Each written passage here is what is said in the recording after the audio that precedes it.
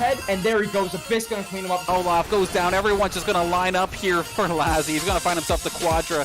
Give it to him. Pentakill. Priestley with the quad feet. Gets the ace. Available, just spin to win all over. That game was insane.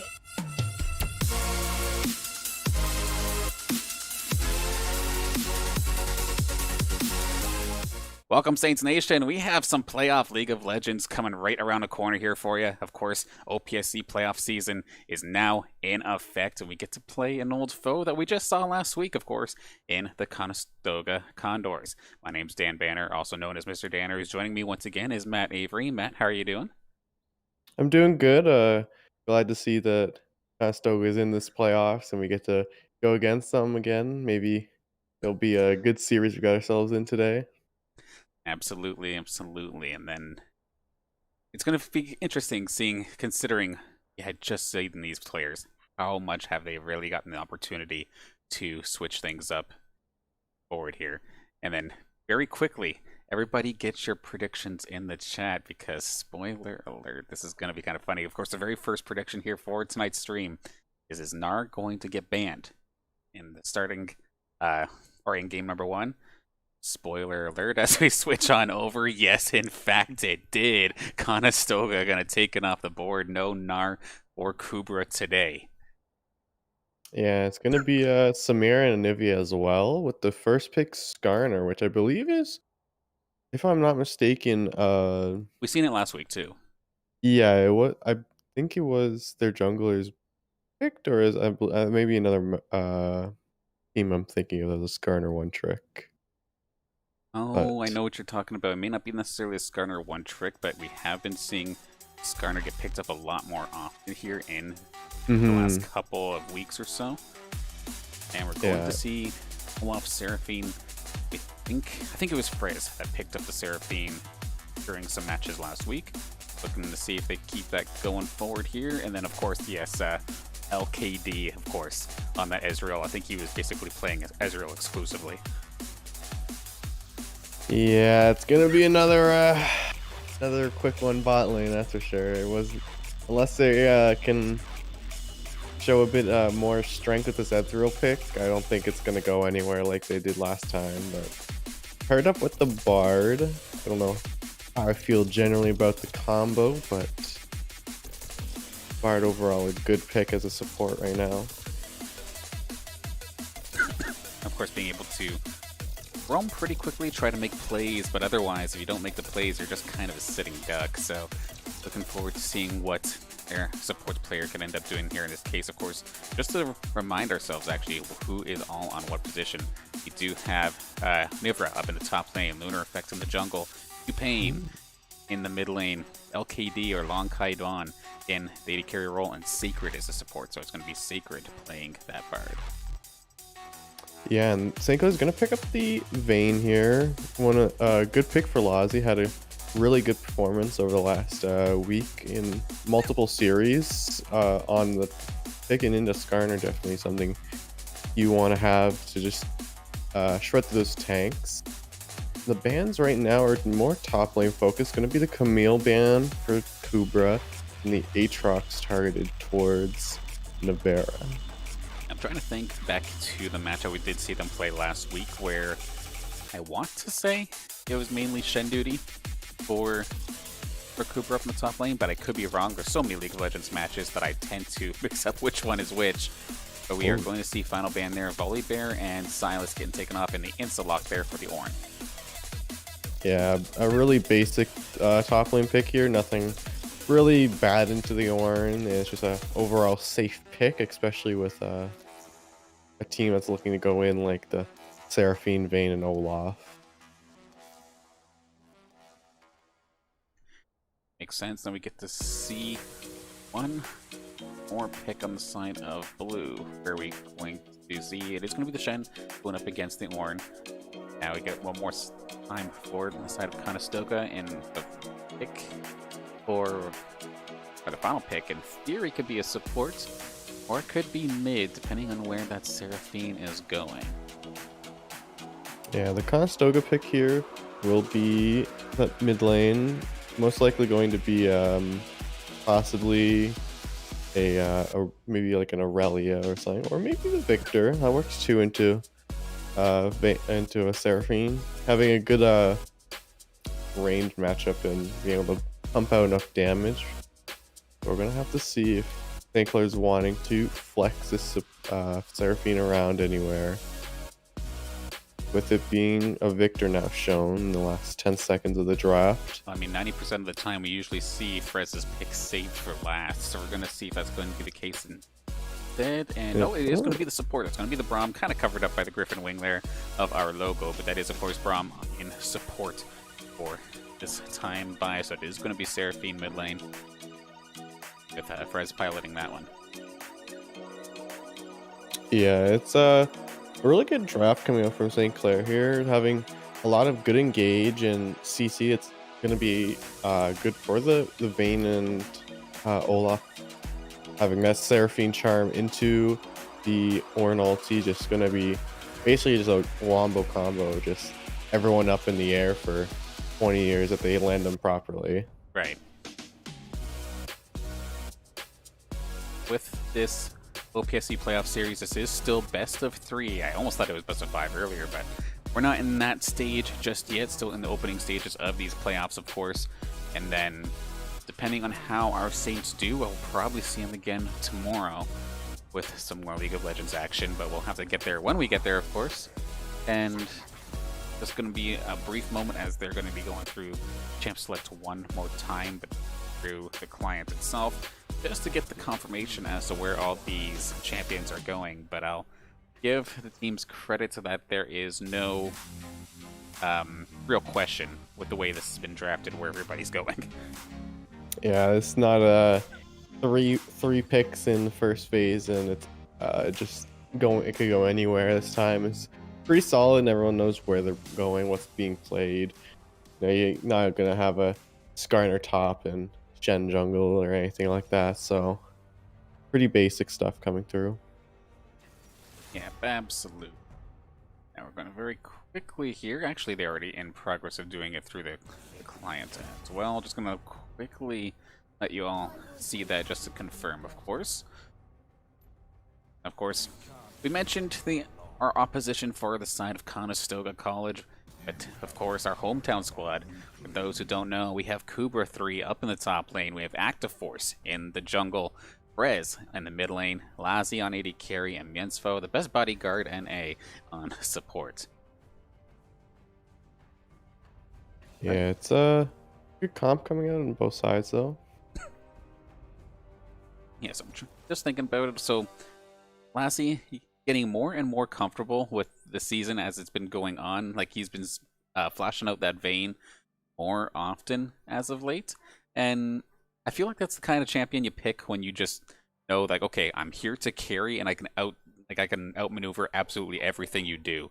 And it's been happening more and more often with relatively decent success so far here today, or not today, but in the season. So looking forward to seeing that go as well. He's going to have 3 big bodies technically, with the support included as well to keep him safe. And then Frez on the Seraphine, as much as that's going to be like also like semi-offensively oriented, you're also like super defensively capable with all your utility. So it's going to be a very, very safe Vayne pick as long as it doesn't get completely nuked off the start. Yeah, it's the Vayne pick is definitely something that's more it's not something you can really counter that easily, or not much bad matchups at least. You pick it into a lot of tanks that are going to be a problem in that mid to late game, like the Skarner, like that Shen, even Victor at some points depending on his builds. But having that Vayne and just being able to shred them with her true damage passive, and if he does go Rage Blade, having that Ginsu proc. And we're kind of like talking about it a bit last time these two teams would have played, since the Skarner came out then as well from Lunar Effect. But with Skarner on the board, it basically forces Lassie to do, what was it, Skarner tax, basically, or QSS tax, because he has to make sure that he takes something to cleanse out the ultimate if it does end up getting onto him, and that it's too volatile. Yeah, you have to, most likely it's gonna be that Seraphine and Vayne taking, the little attacks there. It's a bit harder this game for, people for the Skarner, to be honest.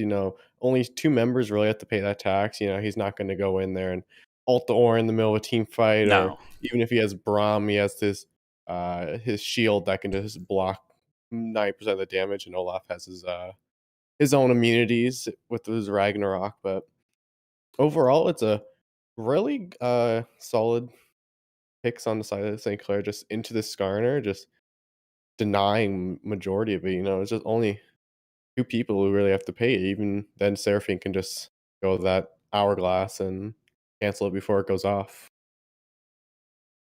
Right now, of course, I've been playing around with this predictions feature in the Twitch chat for a little bit here, and I think it's been pretty fun. So we're going to make ourselves another one here for game number 1. And it's going to be, instead of relying on eliminations or kills, we're going to do assists here, the helping hand challenge here. Let's see, who do we want to put this up against here? We do the supports here between Sacred and Miensvo? Or do we put it between 2 players on same team? What do you think, Matt? What should we do for this one? I think it's got to be the one against one there of who's going to get more, Miansvo or Sacred. And so on Sacred, fair enough, and we'll get to see how many people in the chat wish to vote against the squad here. But I mean, both of these, it's weird because Bard is obviously kind of built more towards roaming, but Miensvo doesn't care which champion he picks; he roams anyway. So it'll be interesting to see how often they get involved into other lanes shenanigans, to say the least. Yeah, and this bar is definitely going to be around the map, I believe, more than the Brahm's going to be able to, just from those magical journeys and being able to run around the map with those Swift boots or even Moby boots if he goes them. Just having that mobility to have an edge over the Braum, maybe the difference maker, but it's up to the support of how they pick how they make their picks and where they make them. Absolutely, there we go. It is now in the chat, so of course you have some channel points from watching the stream. Make sure you get in on some of the little mini game fun here going into this first game. We'll of course have a couple of those throughout the night, so should be a fun time. But yeah, now, excuse me, just out of it here today apparently. Sorry for all the coughing, but yeah, just an overall solid squad on the side of Conestoga. Same thing for the side of St. Clair. It is kind of protect the Vayne-ish, and which always makes me nervous personally. I say it time and time again. Anytime we do see Saints put all their eggs in the Lazi basket, it's usually too risky, and it tends to go down. However, like I say, okay, so yeah, Vayne's going to be the super carry, but we've seen it a few times actually where Active Force on the Braum or Active Force on a certain jungler of some sort actually turns into a mini carry himself, so we'll have to see how that happens going forward here into game number 1 as we're just about to actually load on in.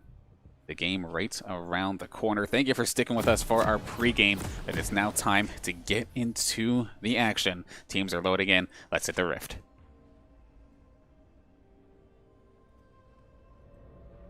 The question is, are we going to get a good little scuff at the bot at level 1, or are we going to have a little boring start? I'm guessing we're going to have ourselves a line of scrimmage. That being said, though, the we pings. do see some aggressive things. Of course, as Saints looking to maybe make an early move here. They find Sacred. Axe is not going to quite find it. Not going to find its target. They're going to keep moving, actually, into the jungle. So, at least making their position known. That ward going to keep an eye on them, but otherwise, I think Saints, their opportunity for aggression, unless they get collapsed upon, should be basically done here. Yeah, they're really just looking for these deep wards. If that Victor didn't spot them level 1 there, walking mid, they most likely would have got some form of Braum Q onto the Bard and may have forced a flash out or anything, but just going to be the little deep ward on that red buff to see where Skarner is when he gets down there, and he's not going to go for any resets or anything, so it's going to be that top lane using his ward, but it's also going to be Lonkai getting some little trade here with Lazi, rocking that PTA and winning the trade overall. Yeah, just a little bit of extra damage. Of course, that tumble doing bonus damage is always good. A little bit of trading here in the mid lane as well. There, Q-Pain already going to be a thorn in the side of Frez as the game just got started, so not wasting any time getting aggressive there. Yeah, it's gonna, I believe, it's a slower start for St. Clair as Active Force did solo his blue buff. Wow, this Garner got a fat leash, what it looked like, so it's gonna be a bit of a rough one for the Olaf, but once he gets that level 3, has a pretty healthy clear. I mean, in theory, this should allow St. Clair to have level 2 faster here on this bot lane. We'll have to see momentarily. Good little sun coming out here from Sacred. But Mietzo taking a lot of poke as they hit level 2. Can they actually get the charge off? There's not really a whole heck of a lot they can do in regards to engage. That being said, LKD is going to take himself a decent chunk of damage after getting silver bolted. Yeah, good punish there, hitting that level 2, and is Vayne usually doing more damage to Ezreal if he doesn't have his dash there, Right, or his jump.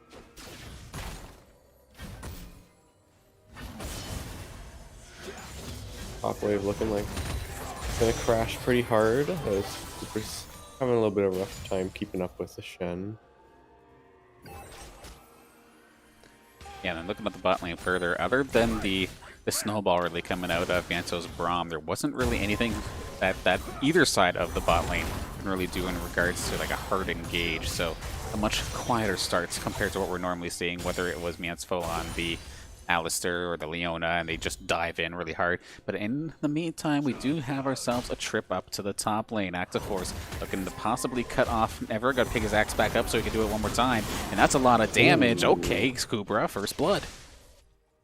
Yeah, you could see Active Force wasn't actually going to commit to that. He threw his axe out thinking he was going to miss, but it connected, and he did go back, and he got the slow off, and the double slow with the pillar coming down, and it's just Navarre thinking he can get out of that without burning his flash, and in the end it wasn't enough. Yeah, so Saint's going to find himself first blood, nice and quick here, right around that 4-minute mark. Nicely done there for Kubra to get himself jump started once again up in the top lane. I'm trying to think back to last week's match as well, like what this is the top lane matchup kind of like, and I feel like Kubra bullied Never up, but I could be completely wrong. Again, so many matches here in the Saints season in general that it's all the matches, all the leagues start to kind of blend together a little bit, but trying our best to give you the most amount of insight for each match coming in here. Sacred going to be taking a little bit of poke, but Dragon is up within the next 30 seconds. Probably going to be seeing Active Force make his way there. He did just back to get his items and get all full up on health and mana again, so probably going to be looking for a skirmish around that Dragon soon. Yeah, having that Iron Spike really huge. As Kara did go in there and invade his Gromp, so he's going to have only the Wolves up, but Active Force did the same on the other side to him. And they do know he's on this blue side with the deep ward, and the Skarner just down a little bit. Yeah, it's only one, but I believe now he's tied. It was just a few minion kills, and pretty dead even in this jungle. Only a little level lead to the Olaf because of the gank top lane.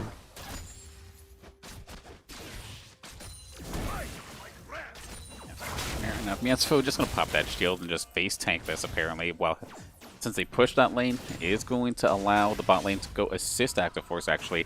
And unfortunately there for Lunar Effect, he's so low on HP, did not quite time out this Dragon properly, or maybe just greeted for a couple extra minions. And that's going to cause this Dragon to go over to the St. Clair for absolutely free. Yeah, it's going to be another just free drag going over to St. Clair. And the Skarner did greed a bit. He went his full blue clear into I think it was a semi-red clear. By the time he finished that, he did go for an invade on St. Clair's blue side. Instead of taking a reset there, he did go and do his Gromp and then got his new wrap spawn. So a bit of a overextension in taking your camps, not having good back time for that drag. And Never up here in the top lane did hit level 6 first, so something to take note of is Cooper going to try and duel it out here with him. However, not really going to his favor, but it may have been a bait. Never kind of caught out of position once again, and he doesn't have his dash either. He should have his flash, but not going to happen. He still gets smoked by the Ornhorn as Cooper hits level 6 right at the right moment, and that charm is barely going to go wide, and Fred's going to get himself out of the Victor Ultimate. That Raging Storm of Swords barely not going to take him down. Yeah, that. Ooh, Olaf may be taking a lot of damage here. This Has is bad, the actually. penalty on top. Now this is just Active Force going down right here. Lunar Effect getting the kill onto Olaf, and a bit of a bad trade, just thinking he has more damage, but doesn't have his team around with the Seraphine backing. I mean, a Shen by itself is probably not the most threatening thing in the world, but as soon as it comes in flying off of a teammate because of that Stand United, that is a whole different story. And now, since they do see Braum in the mid lane, a nice little dive here actually from LKD, just to pop as much damage on Talazi as possible, make it so that his farming is a little bit more uncomfortable. It's going to be that Moonstone Renewer for the Seraphine mid lane here, so not going to be a really big damage threat. More just here for that shielding and healing and getting his team healthy in those team fights. Yeah, so the longer these fights go, he'll definitely be getting so much value with keeping everybody shielded up. And actually, we have some aggression coming out here from Lassie and Mienspo down in the bot lane. Lassie's actually getting a little bit worse for wear here. Gonna opt to actually go against it. Mienspo was in position to try and block him. But actually, Lunar and I think this is a TP coming out here from Q-Pain. Yeah, from the base. But Saints wisely slamming on the brakes and turning it right around and not gonna try and pursue that one. Yeah, it just seemed like a bit of a forced TP there. He was in base watching it, and they saw that Olaf was there thinking they were going to dive, but the Olaf just ran away when he saw Skarner, and yeah, I guess just continue thinking he was going to keep that dive. It's going to be a big trade coming in with Kubra. And in the end, I'm going to go in the favor of Navera. pretty close back and forth actually, but a little bit worse for wear. Rez barely going to get caught out in the stun. This is going to hurt a little bit. Good quarter of your HP gone in just one little combo.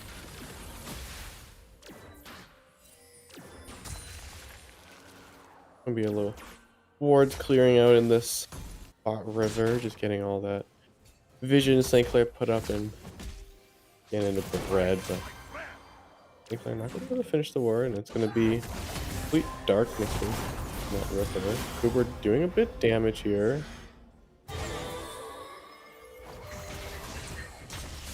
And as the 9-minute hits, it's gonna be Act 4 starting up that Herald as well.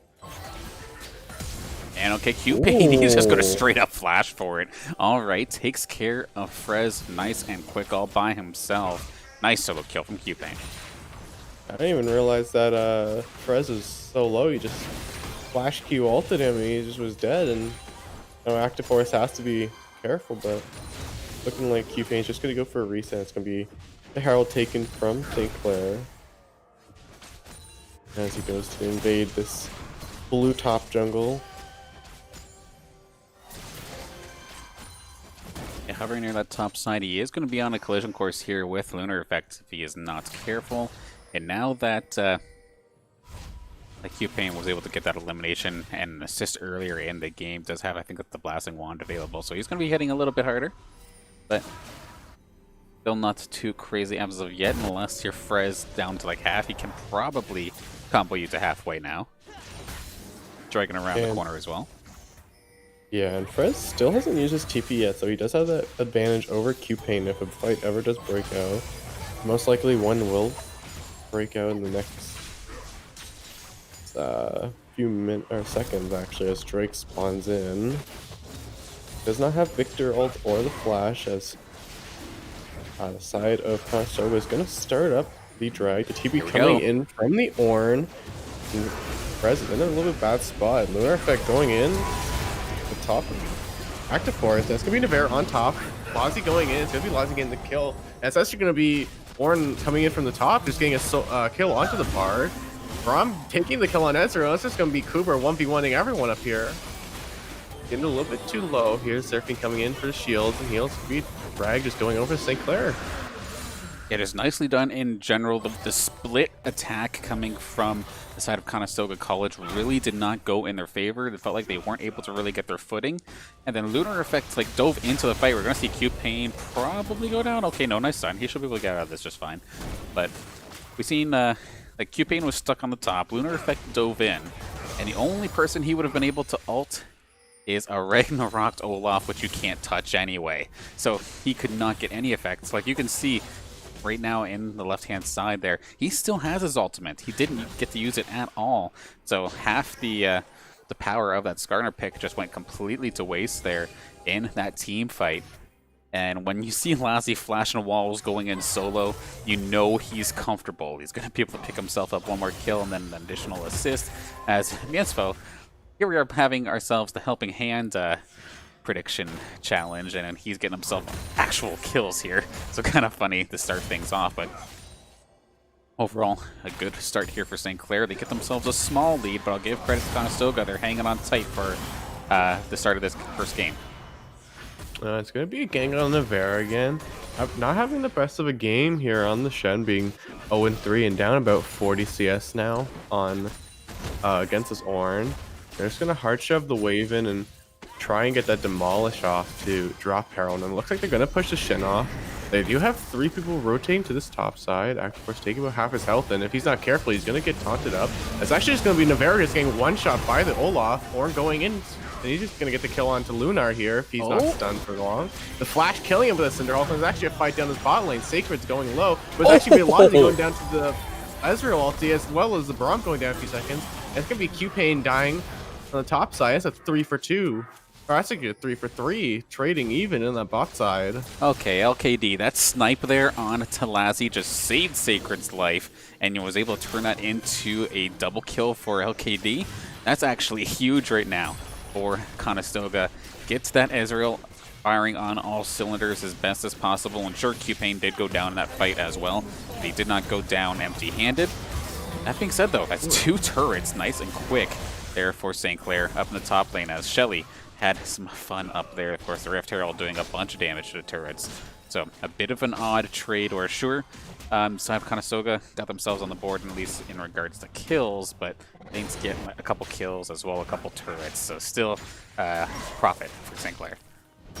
Yeah, they get that double tier towers top lane with the Herald, and Conestoga almost getting that bot lane tower, but Miensfo and Lazi arriving last second, and with the bot lane backing here, they're gonna go for a deep invade on this fully stocked jungle side and get a couple steals here.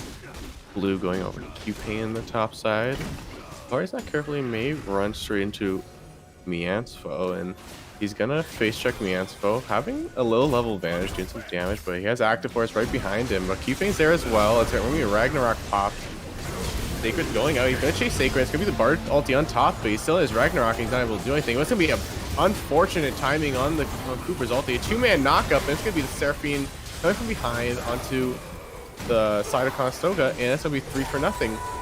Oh, they might get more off this, because that was a good charm coming out of Frez. He's going to actually really try to hunt this one down, but he did not predict that correctly.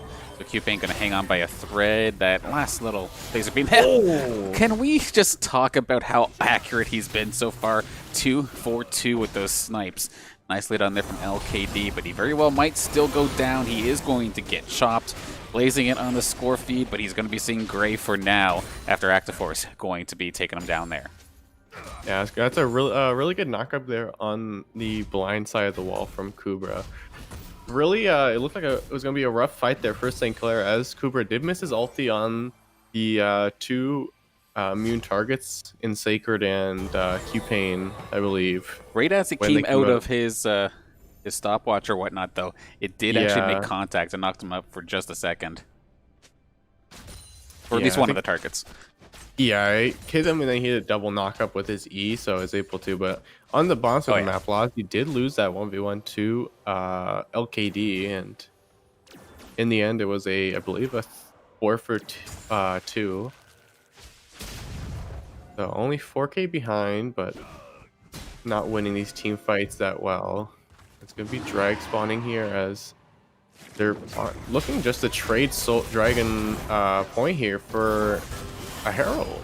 That is a nervous position to put yourself into, and with thinking of the last match we did see last week as well, I think Saints basically got every single dragon, and that is going to continue to be the case here, as that's going to be the Mountain Drake going over into the pocket of St. Clair. Of course, like you were saying, Soul Point right around the corner for the Saints, able to get themselves nice and buffed up stupid early in the game the way this has been going. So Conestoga have to be careful. Of course, they do have the Rift Herald that's in the pocket of Lunar Effect, but can they make solid use of it? Can it make as much damage happen as the double towers in the top lane from St. Clair? I'm not quite sure if Saints are going to let that happen, so they're going to be keeping an eye on that little Scorpion. Yeah, and in the end, it's not that good of a trade. Putting yourself in that position to force yourself to win these fights around drag when you're already down this 4,000. Maybe Cooper gonna get caught out here, but Drive by. there's gonna be a little phase rush proc and gonna scoot himself away as Cooper cleans up the control ward. Runs by, gives him a little 5-star in the back, and runs away. Yeah, a little tap there, and I'll see you next team fight. And that bot turret did finally go down here for the side of Conestoga, so a little bit of gold into their pockets. And to be honest, compared to the series that we saw last week, sure, Saints have the lead, but it's nowhere near as much as it was by this point here. I'll give Conestoga props already to that, and let's be honest, they're in still, like, sure, the gold lead's in Saints' favor, the dragon lead, or the lack of objectives definitely hurts, but there are small, subtle improvements coming out of this Conestoga squad, and this is still within throwable range, if I were to be completely honest, from St. Clair. So they definitely can't be sleeping on this Conestoga squad, as we see a little poke come out there, Sacred, literally tickling Kubra. Did like 1 HP. And looking a little bit rough for the side Conestoga, you know, having not that far of being far behind, still behind that roughly 3k, but they're putting themselves in these positions that they have to win every fight now if they want to keep St. Clair off this soul point. And St. Clair put themselves in a position they can just give this dragon away, just take Baron like they have shown before, and it's just such a rough position to be in. But it's going to be 3 people bot lane here for this tower. It's going to be Herald being spawned in Wrap, or in, yeah, their mid wolves. It may have been a misclick.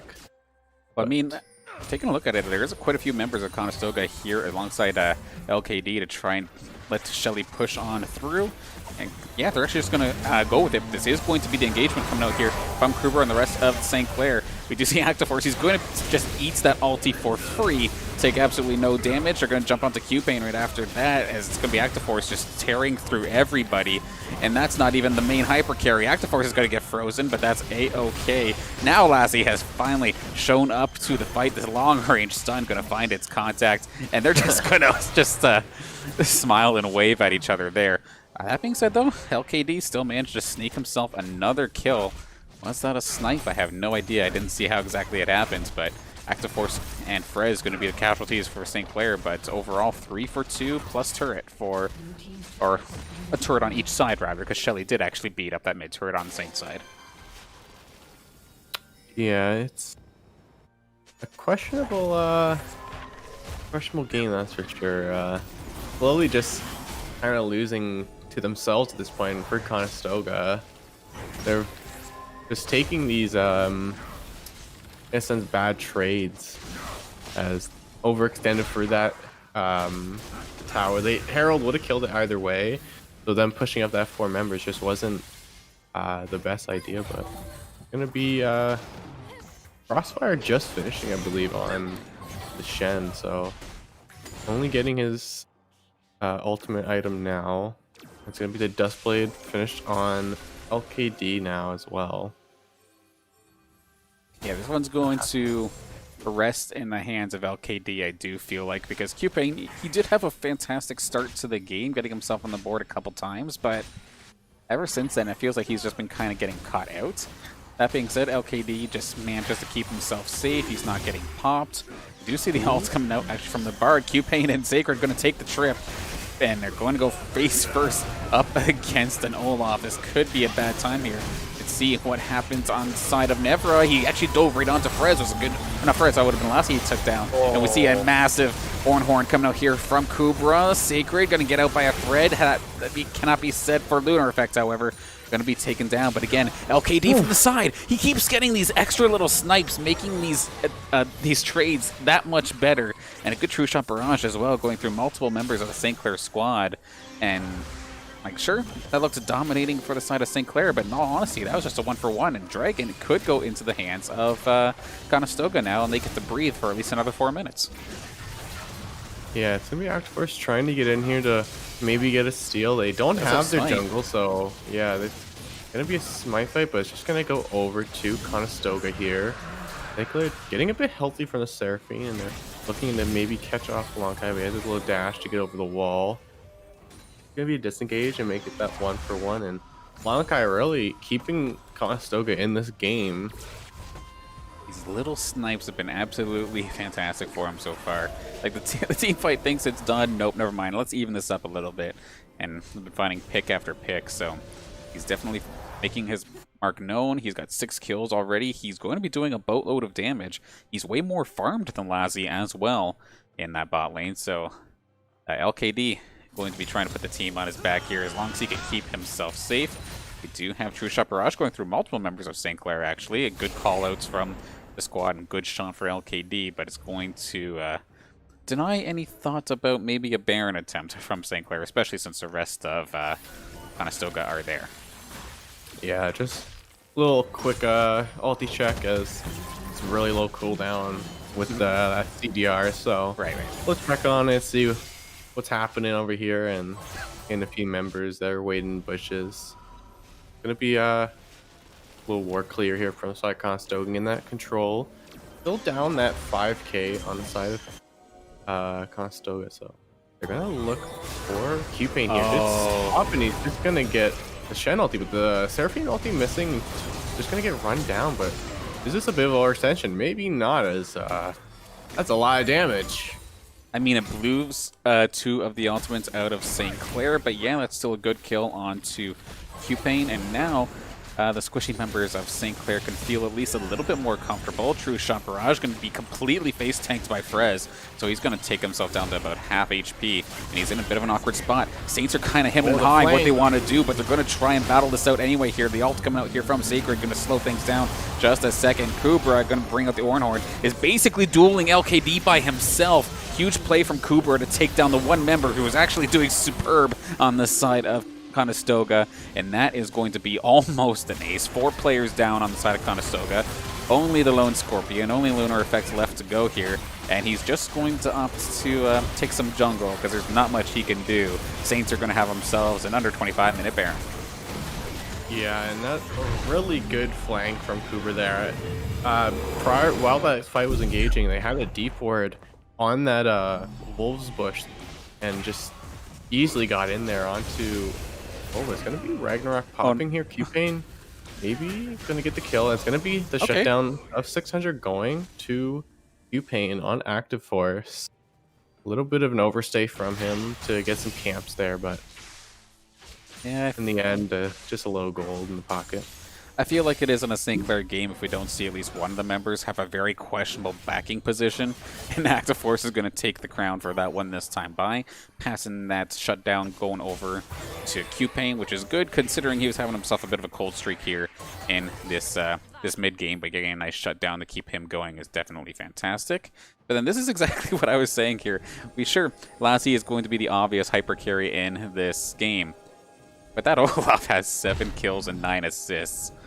And heck, even Kubra, who's supposed to be the tank, is doing a boatload of damage here on that Ornn. So constant damage threats. What looked like to be a Protect the Vein comp is more like a, okay, let's Active Force go in and then Lassie, you just clean up what's left, I guess, kind of composition. And it's really interesting to see how this is working, especially with Mansfo being the bodyguard and Prez keeping everybody topped off with shields and heals, just so they can go as absolutely crazy in these team fights as they want to. Yeah, Gonna be really having to pay attention to Lazi, see where he is in these fights, and looking at LKD as well, see how they're going to. This might be a death push here, but gonna get spot out and don't want to take that 4v2. Yeah, wisely thinking otherwise. Yeah, definitely. Good thing they have a bard to get him over the wall, but gonna clear all the vision here in this Yeah, 30 seconds. quadrant. Yeah, Drake the Mountain Soul. Mountain Soul definitely something they don't want to lose, especially to a team that has Ornn and excuse me, 2 other tanks. But Cooper spotting out Lunar here, and they do have eyes on where this Skarner is. This is going to be a 5-on-5 for it. Looks like. Yeah, this is going to be very scrappy, that's for sure. But Cooper does have this good positioning in. If they try and go through anywhere, they can easily just catch them. It's going to be Red starting the Drake, and it's going to be Active Force running too Sacred. Doing a lot of damage. Going to be 2 people Good hit poke. by the True Shot Barrage. Shield comes out, and it's going to be Frez ulti going down, catches 2 members, and it's going to be Active Force into the back line while the entire fight breaks out at the top. That's going to be Navarre going down to Lazi as well as a Skarner. That's going to be just a complete wipe. Lazi Here he flashing, comes. he a double kill. Make that a triple. That's going to be a Quadra going down onto the last member. Bad guy, Active Force here, taking Lazi's 5th Penta. Would have been crazy to see him get another, but of course Active Force got himself a kill early in that fight. So as they go to clean up the dragon and get themselves the soul, Lazi and Mensfo just going to look and focus down this bot turret. Maybe they can shove this thing all the way down into the bot lane inhibitor turret, but there should be some members spawning shortly here. We do see him finally taking that one down, but massive profit here for St. Clair, and now this lead is basically at that 10k mark, which is where I usually start to get really concerned for the opposition when it gets to this point. Yeah, they're not going to be able to get the tower as they're spawning. Don't have that Baron, but with 4 members of St. Clair on this bot side, actually, the Skarner face, but not going to find anything. I get this mid-tier 2 tower from Active Force. They were kind of pushing him away, but in the end, it's just going to be a reset from the St. Clair bot side. And a massive, almost 10,000 gold lead for St. Clair. Yeah, so far so good. Go back, get your items, and Conestoga has to find a way to make sure that that kind of setup doesn't happen again. We've seen this even last week, where Saints would opt for a Baron, and use that Baron to go get the dragon. And it happened time and time again. It's a little bit too late in regards to stopping the soul, but you could, of course, stop the Elder Dragon, which, of course, will be coming in about 5 minutes. And imagine getting an Elder on top of all the buffs that St. Clair have right now. That is going to be disgusting, especially if you still have Baron. It's going to be basically impossible to fight in that situation. Yeah, and now Lazi paying his Skarner tax, buying that full Merc on his last back, and Frez already having his Hourglass, just not gonna be able to find much from the Skarner, and already not having himself the best time getting in these fights. Usually just gets his ulti off on whoever's closest maybe, and then just goes down to Lazi. That's just super depressing because this pick is just straight up not working, I feel like, for Conestoga. Because, yeah, what is the point if you catch an Olaf without his Ragnarok in your ulti? He survives anyway. You catch Kubra? Okay, he survives anyway. You have to somehow get Frez or Lazi, and it would have had to happen earlier in the game, because now they do, of course, have a way to at least deny that ultimate, whether it's the Mercs or just using the Hourglass and just going into stasis. Like, squishy targets that you want for that Skarner ulti are all going to be safe moving forward here in these team fights, so I don't know how the Skarner finds any value in the slightest. Yeah, and I was gonna say we're sending 4 people to this bot side for Kubra, but there's gonna be the Shen responding, and they're gonna go onto the Baron instantly while they spot the Skarner mid lane. And they have a Vayne, you know what? It's just gonna burn this spread real fast. And already down to 5k. Skarner still farming that mid wave. As they're ulted block by cancel, good shield. And it's just gonna be Baron going over St. Clair once again. Okay, there's part 1 of the setup. The saving grace here for Conestoga is going to be that Elder if they can hang on for the next 2 minutes of these seconds, but that's a long road ahead of them. And they're still going to have to go up against a Baron buffed St. Clair squad, which is going to be an absolute nightmare. In fact, they are looking towards this top lane turret, top lane inhibitor right around the corner as well. Lazi, you can see, is just shooting like so many shots per minute here. Going to be doing tons of damage, and this tower is not going to be long for this world. LKD trying his best to poke with these Mystic shots, but heck, even the minions are tanking everything that LKD's thrown at them. And that inhibitor going to go down. They're just going to confidently strut through the turret like it's nobody's business and take that one down as well. See if they can snag this inhibitor and see if they can do the trifecta here. Go down towards bot lane as well. Just have every route covered. Because once all 3 inhibitors are gone, the game's basically done. Yeah, you can see the pings coming out from St. Clair here to get that bot side, but looking like they're gonna just catch the wave, keep it shoved in there, and back off. And St. Clair in a really good position now, having 2 inhibs down, and it's only roughly 90 seconds left in this Elder spawn. It's a really deep hole that Conestoga's in right now. Definitely going to be surprised if Conestoga can even make a sign of life with how far ahead St. Clair is. Of course, 12k in the bank, and now the only thing standing between the Saints and the Nexus is basically 1 bot lane inhibitor and an inhibitor turret if they do want to opt for it. Q-Pain has to be careful here. He could get picked off if he's not careful. He is retreating. Okay, never mind. So he's going to be okay. But still, like, they need the perfect 5v5. Conestoga needs a perfect 5v5 fight where Lazi just gets popped instantly, but I'm not sure how you do that. He's going to be so safe. And of course, when he pops his ultimate, when he does tumble in, he does go invisible a little bit too, so trying to actually target him down is sometimes a struggle. And this inhibitor is going to go down without a hitch. Yeah, Superman's coming out. Frez just firing out the warning shot there with that charm. If there's one thing I'm going to criticize about the Saints so far, is those charms have just been absolutely spaghetti, to say the least, here in this game, but that's a-okay. To be honest, you could probably whiff every charm in the game, and the team will still absolutely wreck face with the way Saints have this lead. They're just going to poke and prod moving forward here as they're waiting on some super minions, and then it's probably go time. Yeah, it's not. It doesn't even look like they're not even gonna try and get this Elder. It looks like they're just waiting for these supers to come into the base, and then just bearing them up and push this. Also, just really struggling with their wave clear to get this. You know, you have the Ezreal doing as much as he can, but yeah, there goes the Victor ulti and Lunar effect almost going down. It didn't even touch his shields. And gonna go the engage here. Here goes Active Force into the back lane on Q-Pain.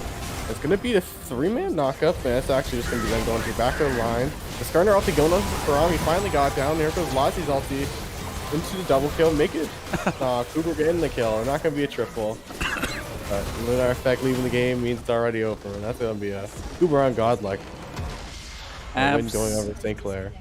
Absolutely nuts there, and looking at our little mini game going into game number 1, there is absolutely no question as to who won this one. That wasn't even close. We're going to have Yensfo cashing out big here for the squad. Looking over at the predictions, actually. 100% pretty much, like 99.9 chose Miensfo in this game. I do have to give props, though, for what Stumped for Now did, though. He did the classic Price is Right $1 Bob. Drop the 10 points onto Sacred, just in case it did actually happen to win. He would have absolutely made profit with those those channel points, but not going to be the case this time by. And that was just an overall very, very dominant game from St. Clair once again. I was kind of worried that this was going to be the case, and no Conestoga, like we played them last week and whatnot, but I was hoping they'd kind of hunker down and try to see what they can do in regards to strategy. But at the same time, strategically, I feel like the comp was okay. Just mechanically, it just got completely dumpstered. So, or not even completely dumpstered. I'm a little bit harsh on that. Early, it wasn't bad. And then early into the mid game, it was okay. Sure, they were down a little bit, but it was fightable. It was winnable. And then the late game just all spaghettied. After they let Dragon 3 go, that was it. It looked like. Yeah, they really dug themselves into their own hole there with that third dragon, and just top lane losing so hard to Kubra and the jungle not. I think it's just really that top side gap. Honestly, it's Top just, gap. yeah, top. Really, it's just a top gap. You got Kubra, I believe, having a flawless game. I think it was 7-0-12 on the Ornn, and then you had Active Force just destroying the Skarner in the farm. But overall, a good game from them, and hoping they fix up maybe some little draft things. I don't think the Ezreal's gonna win you the game anymore at this point. They're putting all their eggs into the basket like we did with Lazi, but And it's always a problem too. Like if you're gonna do that, you pick something that is obviously going to 1v5 a team fight, and Ezreal is not that champion. That Ezreal is the AD carry you pick when you want some decent poke, sure, and then like you expect like outpoke and then eventually get the team fight with the help of your team. But he does not have the damage by himself. I mean, a 19-4 Ezreal could back in when he was running Sunder, but I don't know what the Dust Blade anymore. Yeah, back in old school AP Ezreal popping people too. Oh gosh. But yeah, definitely not the kind of case that we have right now for the state of things. And LKD, and like this just must be his ultimate comfort champion, but we're not threatened by it really. Even when you got fed a little bit, you're still tickling our tanks. So let's hope that the side of Conestoga pick something up this time. Please do pick something else. I don't want to see Ezreal 4 games now. Yeah, we've seen it time and time again, and it's just not worked. And it's like LKD looks like he's a solid player, to be honest. His positioning is sick, his snipes are good, but his champion pick is letting him down here. And then I don't know if it's just he wants to have something a little bit safer because he's not 100% comfortable with maybe his support or his tank line, like that they'll peel for him or what. But it's hard to tell. I'm not going to throw it all onto LKD at all. Like, don't get me wrong. Say Never up in the top lane. Like you had mentioned before, Kubra, flawless game with tons of kills, tons of eliminations. Meanwhile, Nevra was sitting there with like 7-8 deaths by like the 20-minute mark. So that was definitely brutal. And it's one of those things, like sometimes the Shen goes even, nice and quiet, and you're able to go into the mid game and late game and be like helpful and super assisting and keeping your team peeled. But I mean, you're so far behind, you just get popped anyway at that point. So hopefully, back to the drawing board real quick for Conestoga as we do take a very quick 5-minute break to get this lobby started for game number 2. And of course, match point already in the pocket of St. Clair to move on in these OPSE playoffs. We'll see maybe the conclusion. We'll have to see what happens coming up next in a few minutes. Don't go anywhere.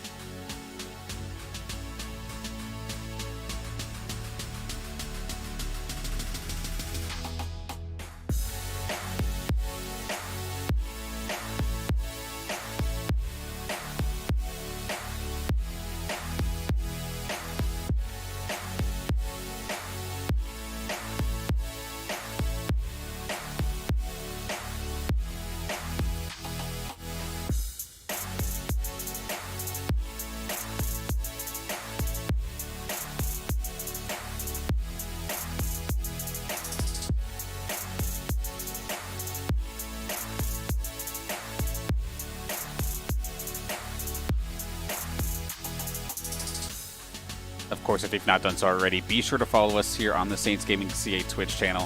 Of course, your home of the St. Clair Saints varsity esports team with lots of action right around the corner constantly for like the next month and a half. You don't want to miss a beat. And we're going to be starting off tomorrow Assuming that our Saints do take this match here tonight, we'll see them again Thursday at 6 p.m. in more OPSE playoff action. Then on Friday, we have ourselves some Call of Duty Cold War for the TESPA Collegiate Cold War Qualifier Tournament. Possibly some back-to-back matches, double elimination bracket for our Saints going into there. Then on Saturday, more League of Legends action, this time in CLOL at 3 p.m. Then depending on how the Saints do on Friday, we could see them again on Saturday at 7 for some TESPA Collegiate Cold War qualifiers. Then on Sunday, as of this moment, it is going to be a Counter-Strike based at CSGO Contenders taking the stage once again at 5. So make sure that you follow. Make sure you follow us on Twitter as well to catch all the results and any sort of match updates as we go along. I know the marketing squad there have been definitely turning it up to 11, making sure you have clips of all the matches from the stream, and then making sure that you are completely aware of everything for the St. Clair Saints.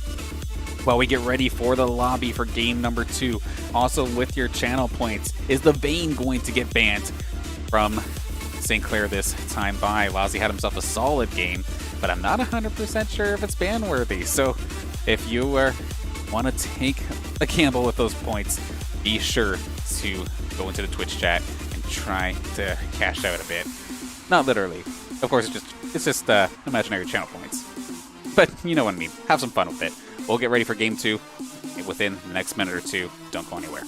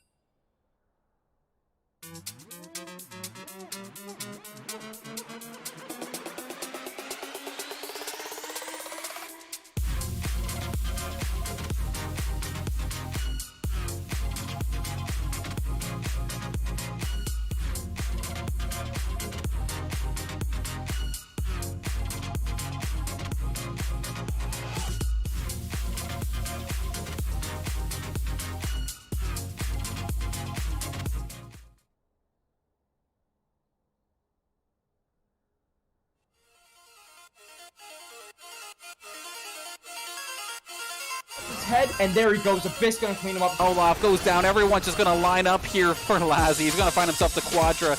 Give it to him. Pentakill. Priestley with the quad feet. Gets the ace. Available, just spin to win all over. That game was insane.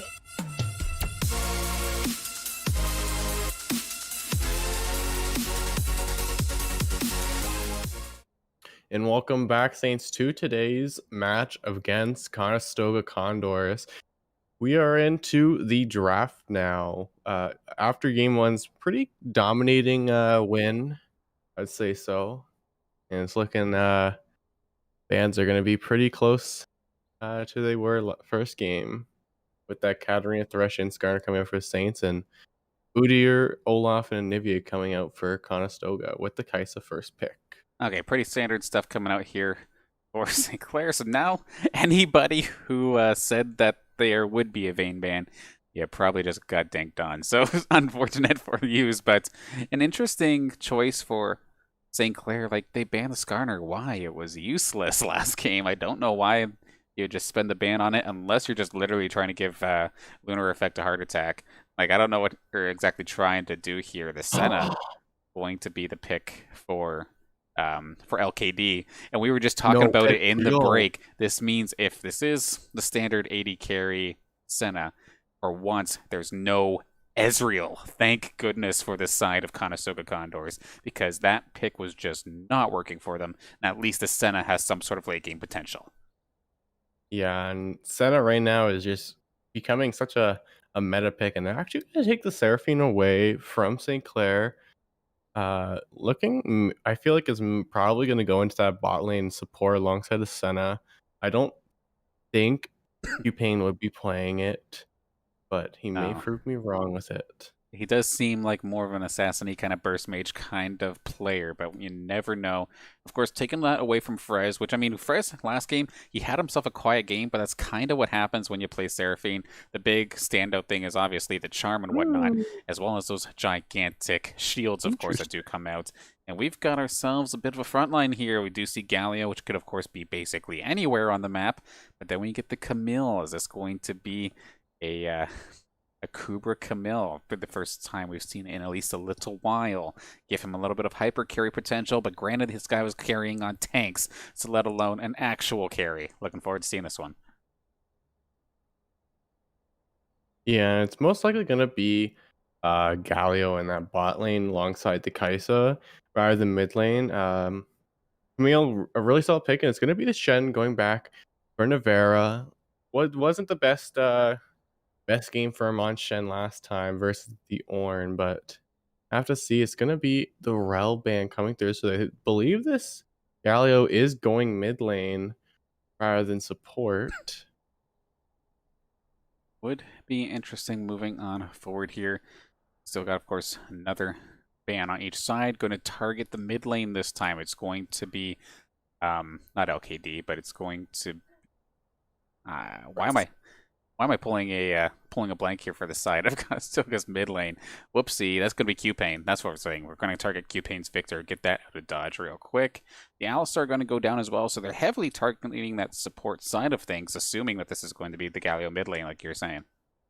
Yeah, it's going to be the Tamkench coming off, so they did not pick up the Tamkench early, so if they were going to run a Senna TK down the bot lane, have a fasting Senna, won't be able to do that now, and most likely Seraphine is still going the bot lane, possibly trading it.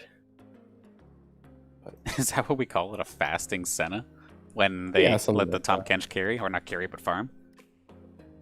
Yeah, it's it's kind of just a fasting Senna, more supportive, but it's gonna be the new in response to the Hecarim. Classic active force pick going to be coming out to play here. Snowballs for days, and very hit or miss early, so I'm going to be focused a lot on those early ganks. And a really solid pick for active force.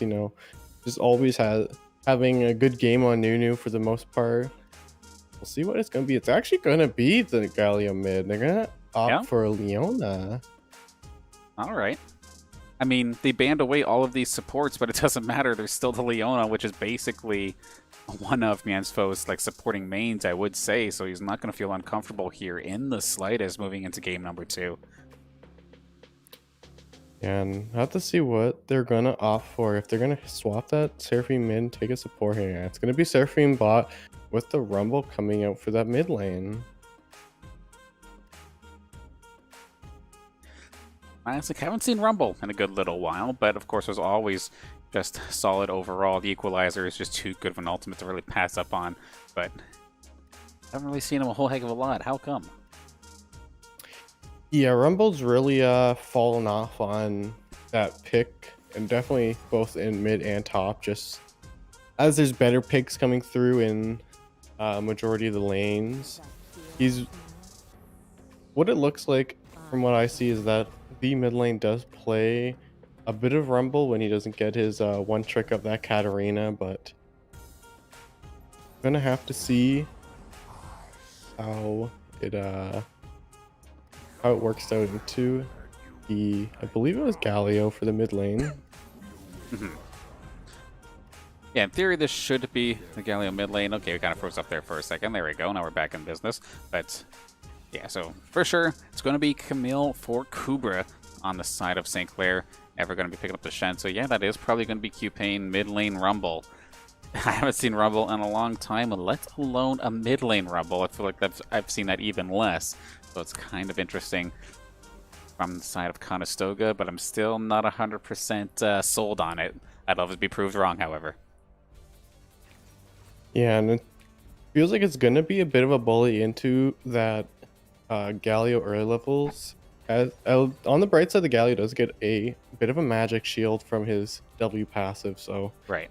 has a bit of defense, but might want to see the Galio pick up maybe the I don't know the name of it, the necklace that gives 0.5 MR early, or that builds into Banshees now. Get a little MR stacking to survive the laning phase and get that Pearl Bill as fast as you can. Now, here's the thing with this Rumble pick. I don't care if it's good for team fights, but if he has the Gurren Lagann skin, I am sold. Oh, jeez. Fair enough.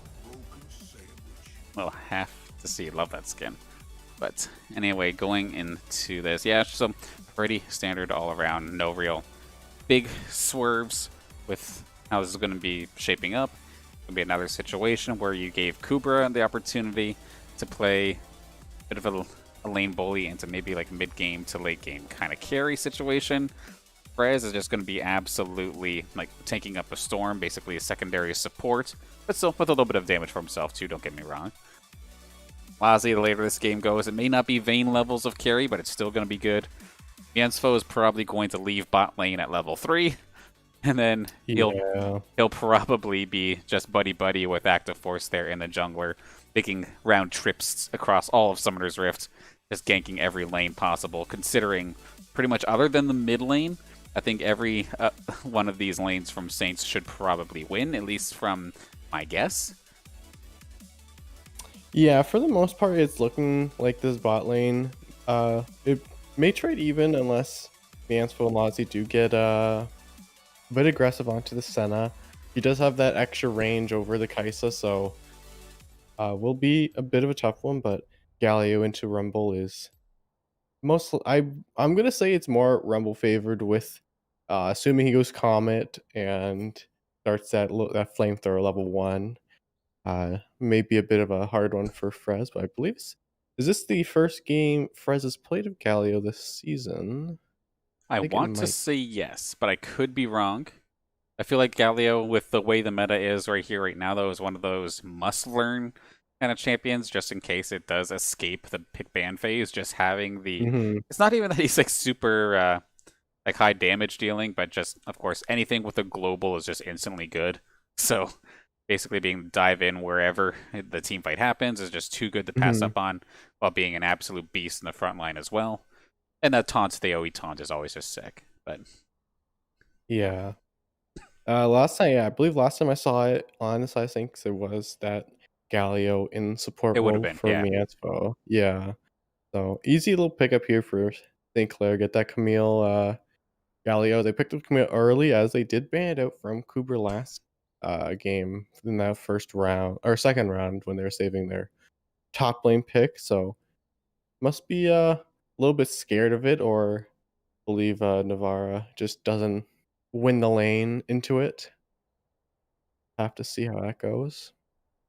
Absolutely. Now I'm trying to think of a little mini game for ourselves going into game number 2. So what do you think? Killing spree. Should we put Kubra and Lassie up against each other? Yeah, maybe even Mianthro. Throw Mianthro even there. You never know when he may. Mianspo with the kills. Yeah. I mean, hey, you never know. That would definitely be funny if I could put more than 2 outcomes. I definitely would, but it kind of stuck it too. But we'll have to go with Kubra and Lassie for now because, I mean, if you're killing your lane opponents with an Ornn, I feel like you should be able to absolutely decimate with a Camille, but I could be wrong there. Yeah, early you do some bit of damage, but as you get along and hopefully don't in on the Camille, you're just gonna be true damaging half their HP bar like you're an assassin. So not a fun thing. Just fixing that up for us right here, right now. Of course, still under the spectator delay. Just hanging on tight for just a moment. But before we do hop into game number 2, of course, big thank you to the sponsors that make this all possible. That being, of course, St. Clair College, the Zuckelman School of Business and Information Technology, St. Clair College Alumni Association, St. Clair SRC, Tim Hortons, and PC Outlet. Thank you for supporting us here on the St. Clair Saints varsity esports team. Of course, big thank you to everybody tuning in, supporting the squad. Of course, we did see these teams play again, of course, like last Thursday, but seeing it all come back again to see if this could be the repeat, always a pleasure, especially now that it's playoff season here in the OPSE. And if the way this is going, we'll see them again tomorrow, but we'll have to see. You never know. This awkward, or not awkward, but this odd composition coming out here from Conestoga might catch the Saints off guard, and it very well... We've seen them before get a little bit overconfident and then just completely yeet the match out of their favor. So it's always possible. Yeah, and it's going to be really up to how this top lane duo does. See if Hecarim can shut down his Camille early and take out this Kaisa. Excuse me. Yeah, and keep this Kaisa and Camille down as long as they can to get their Senna ahead, and even this Rumble, and they get a good team fight with a Rumbler on top. It's really gonna be devastating for St. Clair. But yeah, like I can imagine like Seraphine Charm into Equalizer equals death, but that is still requiring a little bit of execution. Not saying that Conestoga can't execute, but sometimes things just kind of have to line up in your favor to pull it off, right? And we'll have to see if those kind of situations do show up. I guess you can, like you were saying, you can just pile on like Senald on top of that as well, and whatnot. You'll have Shen and Hecarim pressuring the backline and whatnot. And now, upon looking at the skins, I am heartbroken to say that I am not a fan of this Rumble anymore. It is not the Gurren Lagann skin, so I'm not going to be cheering it on, at least as of yet. But at the same time, you make a sick play, I'm still going to call you out for it. Don't get me wrong. But without further ado, the game has loaded on in. Let's see. Is this going to be the decider, or do we get to see one more? We'll have to see momentarily. St. Clair up 1 versus Conestoga. Can Conestoga bring it back?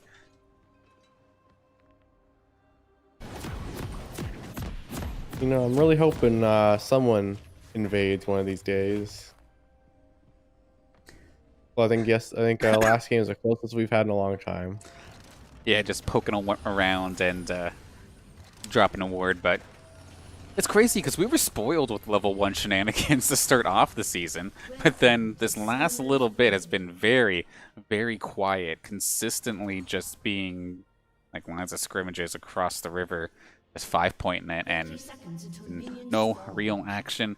And to be honest, I feel like if the Saints actually were to push forward, they could probably take the 5-on-5 if that did actually happen, but it's just going to be safe play all around. I guess when all else fails, or not all else fails, but when in doubt, just play safe. Play for the lane and beat them that way, especially since it seems like that's what St. Clair's been doing so far this series. Yeah, and looking down to this bot lane, they did go double support item on LKD and Sacred. And I don't think this will work like they intended, because I believe they still take reduced gold on the Senna. If I'm not mistaken. All right, so help me understand this fasting Senna kind of style. Like, normally you see this with Tom Kench, but with it being with Secret on the Seraphine. So, like, what does the item do? Like, why are we seeing the 80 carry not farming?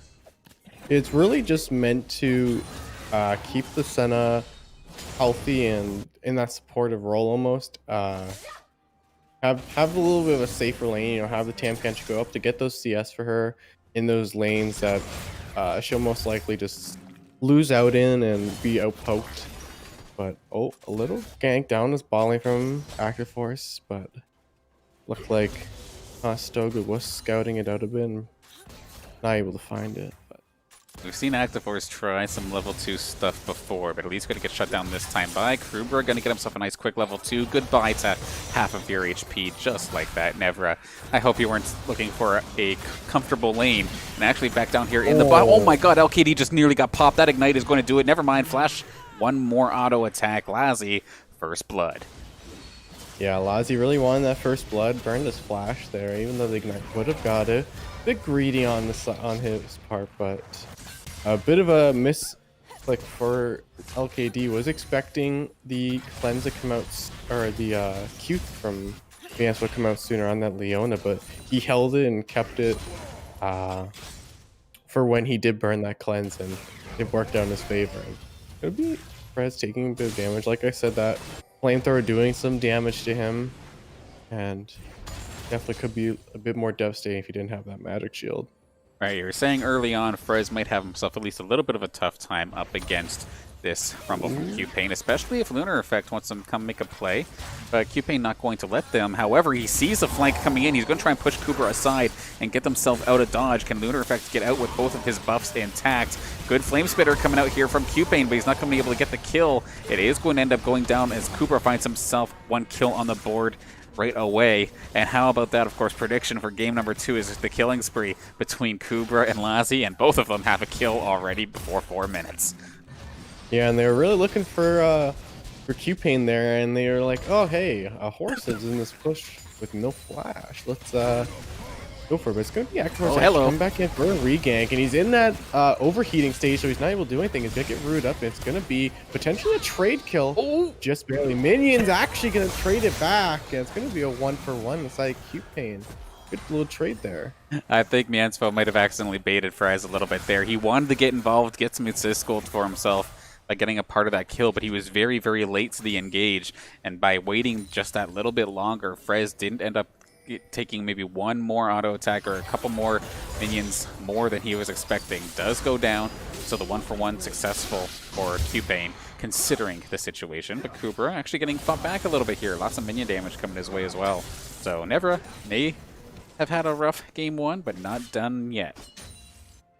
Yeah, a little bit rough one. Had to burn his TP mid there to, to match that Camille, but having a little bit of a double buffs Camille here, and already one kill with that Sheen is just gonna be a rough one for Navarra. Just being like, hey jungler, what are you into my lane for? Gonna be a little trade here. Okay, good shot. Yeah, good damage back from Navarra getting that pass. Hello. But it's gonna be keeping actually flanking. It's gonna burn the flash from Kubra. Slowed. Flamethrower just out of reach.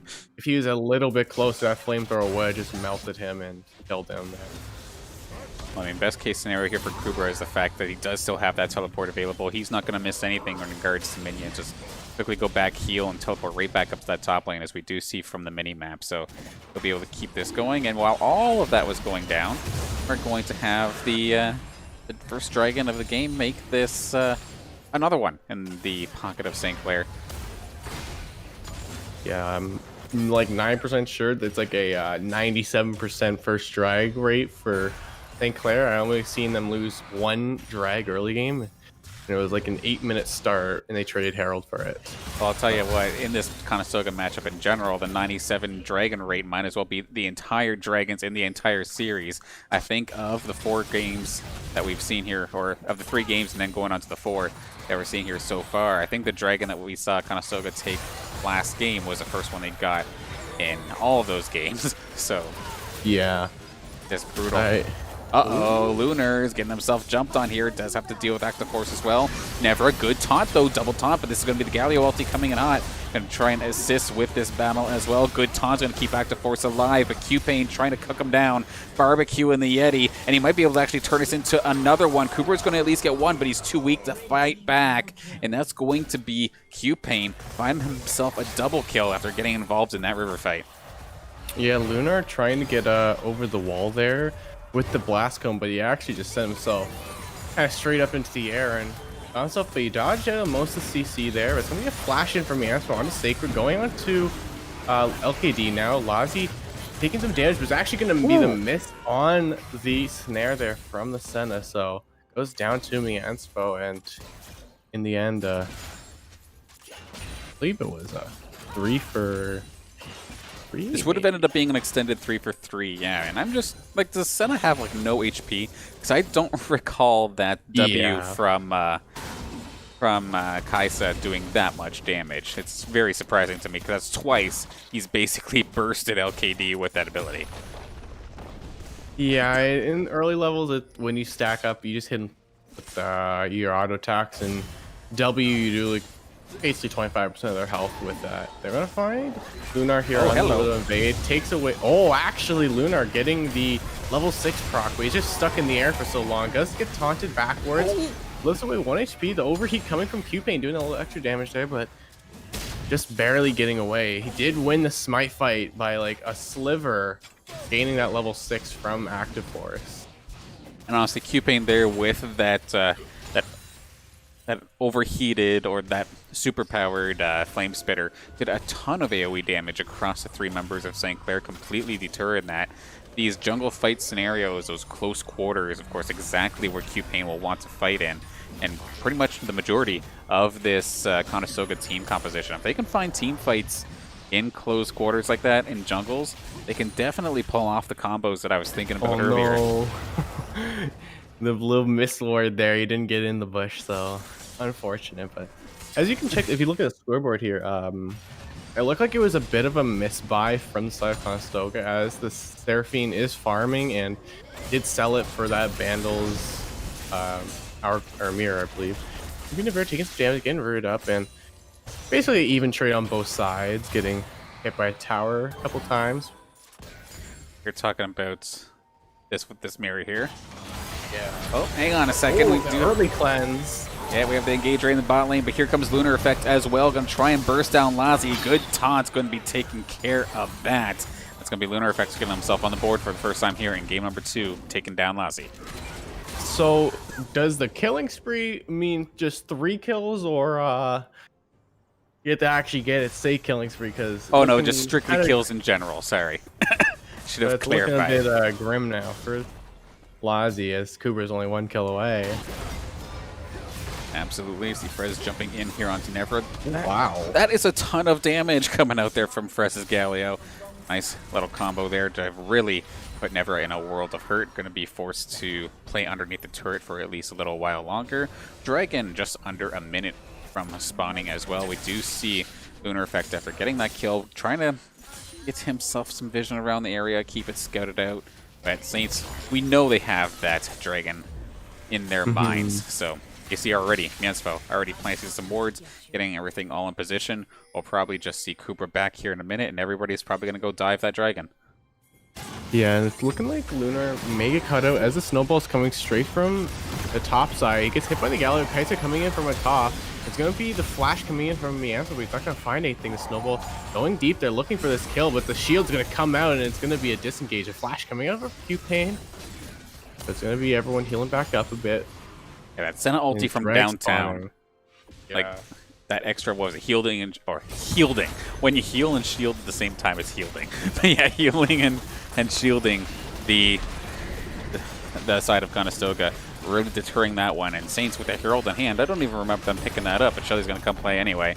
And now Dragon on the table, and Active Force was able to heal right up too. So while Lunar's hurting, Active Force can freely walk on over to the Dragon and get ready to take it. Yeah, but it's gonna be Lunar. Actually, he didn't even go for a back there, so gonna stick around. Does miss a snowball. It's gonna be Active Force taking a little bit of damage with the 2. Frez may be in a bad spot. Does get Seraphine ulted back into him. It's gonna be Frez going down to LKD, and this is a 5-man on the Drake here. It's gonna be Cloud going over to the side on Conestoga.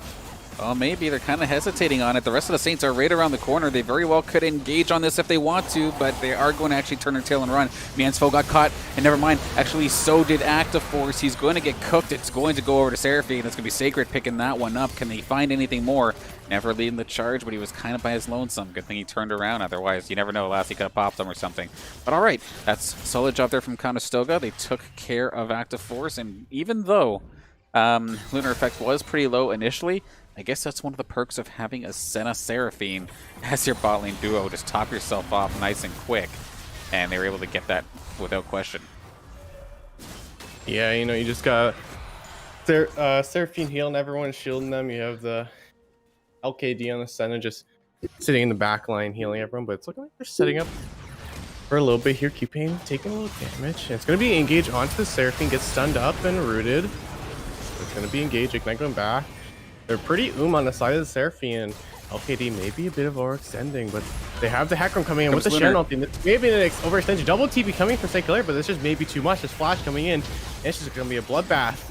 Oh my. Well, Kubra is on to the rest of them. It's going to be shutdown coming in for the St. Clair. Cooper goes down to the Hecarim on the side here from the red buff burn.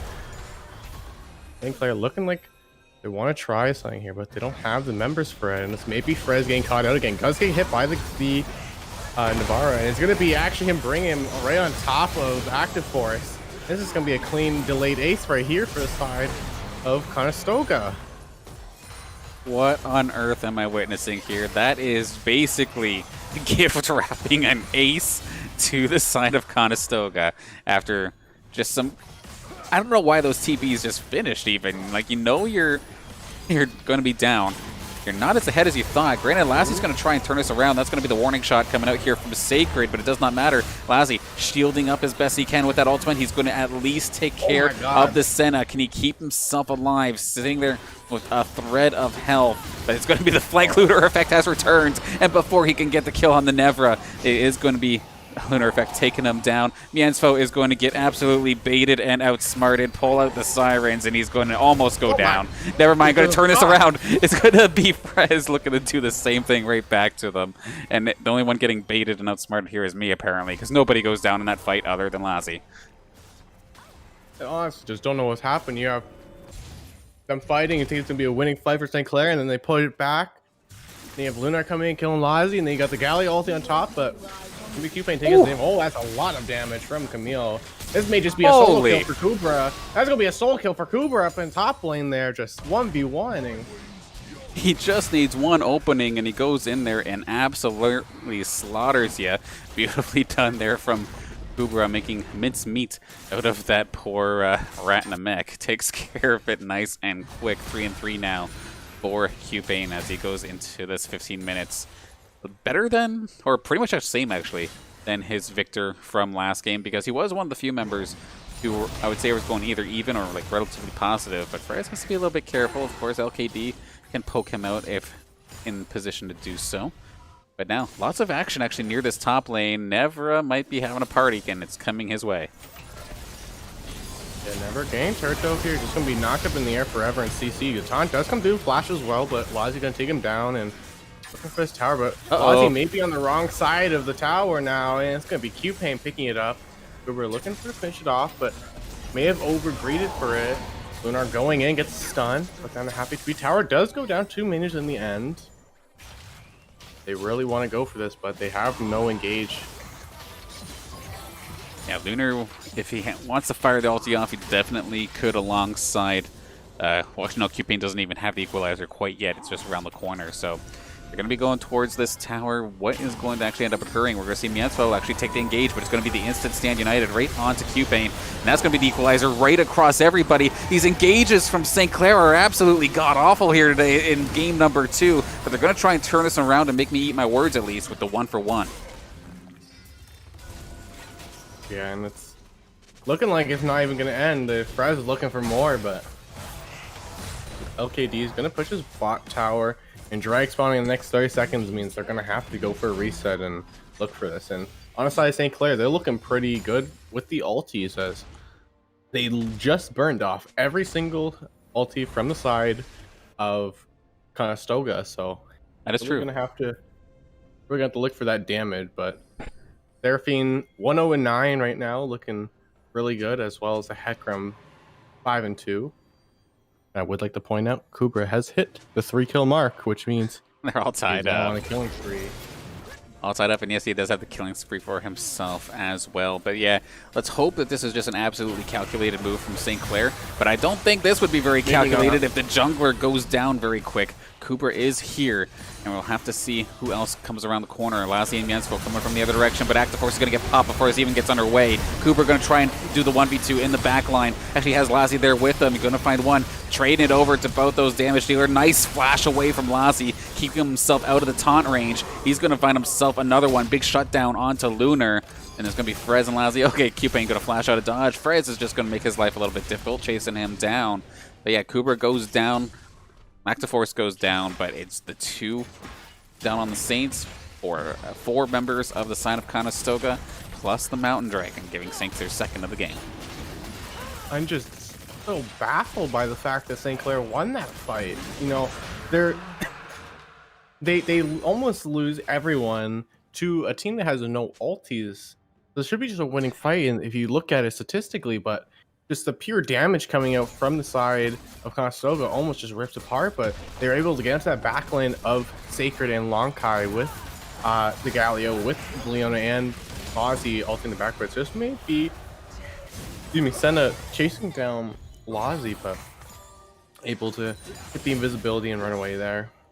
Yeah, you brought up a good point, of course, again, with the fact there was no ultimates. Like, if that was a standard 5-on-5, the Saints would have gotten absolutely smelted. Just completely fused with the river, basically. Would have been completely gone. But yeah, even though ultimates were all gone on the side of Conestoga, Saints do barely, by a thread, really, like, take that fight. And it's just calculated for up in the top lane still. Like, you knew that dragon was coming, so you want to blow all their resources. If that's what they're trying to do, then I'll give them massive props, but I'm guessing I'll give them benefit of the doubt. No happy accidents. We'll go benefit of the doubt. That was the setup, and then if that's the case, then definitely nicely done. And the beginning of the fight looked really bad with Active Force. Just kind of inting in the beginning, but it's gonna be the ghost or the heat coming in here for Lunar. But here comes Active Force with a snowball. Not gonna find anyone, and they want to go for this Herald. He may start up to taking the red buff. Has the TP if he needs to, but it looks like he's just going to walk up alongside Q-Pain. Galio going in. There he goes. Gets the taunt onto Lunar here. It's going to be a Shen ulti coming down to Frez taking a lot of damage. Just Seraphine Charm missing alongside. It's going to be the Galio going down. Kubra getting dove hard by Lunar, but going to be a disengage and the healing come back up. Active Where's Active Force going? Side again. What is he doing over there? It's going to be Lozzie getting into caught here. You could big double taunt onto Navarra. Is Lozzie going to ult out there? And it's actually going to be Lunar in the back line. It's going to be a trade here. Yeah, it's going to burn the flash from Kubra. It's actually Kubra getting a double kill. I believe the tower killed Shen off on the side there from tanking too much. And in the end, it's going to be a 3-for-2. But Active Force, buddy, what are you doing over in that river? Gosh, our positioning was definitely like I'd be spam pinging question marks if I were in game with that one, but. Just unfortunately, Saints not on the same page here. They're trying to defend this turret in the middle, but I think that's actually ill-advised. Just let this go. They have too much range. They'll poke you down. And at least Kubra, saving grace, was able to find the one and then have the tower kind of assist him with the other. So he's going to be sitting there, 6 kills, leading the charge right now for the Saints. But even still, like looking at this gold lead, as much as we're cursing the Saints here with this game, they do technically have the lead. But it's not by much. This is still a neck-and-neck game. And with the fact that Conestoga did manage to snag one of the dragons early, the early soul point is no longer in effect, at least as of yet. We still have to wait at least another 2 minutes for Saints to get into that position again. So Conestoga looking much better here for game 2. And the Rage Blade coming through for the Senna now. And the Stairix Cage finishing for Lunar. Hydro complete for Kubra in the top lane. Most likely we'll be going for a Stairix or something along those lines next. But really, Kubra just gonna have to carry these fights. Find a good pick with Galio and Leona there. Get some hard CC. It's gonna be a pick onto Sacred here. The flash not mattering as he's gonna get just completely dumpstered as the Shen ulti comes on top, and this is just gonna be Baron on the side of St. Clair as the Shen ulti was just burned. It'd definitely be a good time to do it, but at least Nevra is nearby. Can enter this fight nice and quick, and Lunar Effect does have his ultimate available if he can get there in time, and Saints don't have the Vayne this time. They don't have that percentage damage that was absolutely shredding Baron before. Saints kind of hemming and hawing here. What do they want to do? Frez is in the front line here with Nevra. Lots of damage going across all of the Saints here. That solid shot coming out here from Kubra. LKD, but here we go, diving in. Kubra going to find himself one, so does Lazi. This one's going in the favor of Saints. That being said, though, Lunar trying to make this spin around. Not going to be the case, however. Technically delayed ace, considering Sacred was already dead. So 5 kills in the pocket now here for St. Clair. They're going to turn towards Baron with only Sacred left to try and defend. Cooper is really not letting this series go in the favor of Conestoga. That's 2 games in a row with these massive TPs coming in. Maybe Seraphine got trying something. The smite coming down, just barely, actually not almost getting a steal. It's gonna be Cooper picking up finally the ace there, making himself 8-2 now. But just having an amazing game on it's Camille. Yeah, absolutely doing a fantastic job so far here from the top lane. And even though, of course, Camille nowhere near as tanky as the Ornn or any of these other champions that he's been really playing, just jumps in there, blows up the damage dealers like it's nobody's business alongside Lazi, and then everybody else just trying to keep them as safe as possible. And it's been enough of a job to the point where maybe Lunar is the only one left in the fight to try and do damage, and by himself, sure, he has a little bit of damage, but maybe not enough to actually get the job done, as we saw there in that last fight near the Baron. So with that win, Dragon number 3 now for St. Clair, going to go into their pockets. Now it's Dragon's Soul Point, but they're going to have to wait another 5 minutes before they can threaten that. Yeah, St. Clair in a really good position right now. With Uber doing really well in top lane, 8-2. Looks like he's going for possibly a Death Stance or Chain Sword for some of the healing that's happening. Lazi picking up that QSS last fight as he does not want to get Seraphine ulted or hit by a taunt again and locked down and almost killed, but going to be bot lane tower as well, going down to Kubra. Cupane not really able to do much down there as Camille will just one-shot him like we saw in the top lane earlier, but Yeah, that was brutal. a bit of a rough one for him, but it's gonna be the mid tower going quick. They could defend this. Actually, Yeah, Lunar's gone. They're kind of just conceding this. Lunar pushing top, but it's gonna be a flash in from Frez. That's gonna get 3-man taunt, but actually in the back line as well, you have a taunt coming in on Active Force, and Navarre is just going down. Galio to come back, and it's gonna be Navarre blown up as basically none of the real damage on the side of St. Clair is taking any damage. Yeah, both Kubra and Lassie were completely fine. Frez did exactly what he needed to do, and I was actually surprised he pulled the trigger. But I mean, Lunar was not there. He was up pushing that top lane, and he has no way to get back there very quickly. Cupane thinking about maybe going in, but they definitely be a player down if they do opt to try this. They're going to actually try to take the dive here onto Kubra. He's going to be stuck trying to make this battle. Pops the ulti, but he's going to be getting taken down here. Lunar going to make up for the bit of the misplay in the top lane, but then Lassie's going to answer right back as it's going to be the kill onto LKD. Going to find himself another. Stand United going to try and keep Cupane in here, and this very well could end up turning this one around, or not turning it around, but finishing the job here. Lassie's still stupidly healthy going into this fight. 3/4 or so to go. Frez back in the fight, going to try and take care of this one. Can he find the kill? Not quite going to do this, but man, so, oh my god, you're sitting there for like 1%. And they hang on, let Frez tank things. Escort mission complete. And now with the one inhibitor down in the mid lane, they're going to probably just end up resetting and look for some vision around Baron and Dragon, considering they're both basically going to spawn at the same time. Yeah, you can see Lazio is really feeling himself, looking for that pentakill, but being too tanky there. Yeah, at this point there, this is not as bad as a game for Nevra compared to game number 1. So he can actually withstand a little bit here in these fights where he's not going to get completely melted. Plus, of course, no silver bolts, no Vayne to deal with. So he's a little bit healthier in these team fights, but still not by that much. Kind of has to rely on Lunar Effect to be his secondary tank in these fights as we go along. Which Lunar, like, props to him. He's sitting there with 8 kills so far in this game with 6 assists. He's definitely getting some work done, but it might not just be enough here. And even though, like, I was giving some heck to Nevra, he's sitting there with 17 assists. He's been a part of these. That being said, though, we were just talking about Lunar. He's getting himself jumped here in the top lane. Good push away there with the E, but he's so tanky, actually, that it's going to take a little bit more than just the tank line of St. Clair to take him down. Makes it look fine up there in the top side of things. A little bit of another skirmish in the jungle, but it is going to end up being reset here as long as Lunar doesn't greed. Lunar. He is going to greed, and this time Lazi's here, and he's going to absolutely pop an extremely greedy move from Lunar Effect. He even used his ultimate on the way out before he died, so this is going to be the freest fight NA if Saints can follow this up properly. Lazi is just going to... Just think, what? Okay then, and okay then. Ping, ping, question mark, question mark. No, I have... Lunar had a little bit greed one, but St. Clair really said, I can one-up you, and threw 2 at them. I nearly cussed with the move like that one. That would have been a first in a while. That being said, Cooper looking to try and catch LKD by himself. But that kind of play is definitely...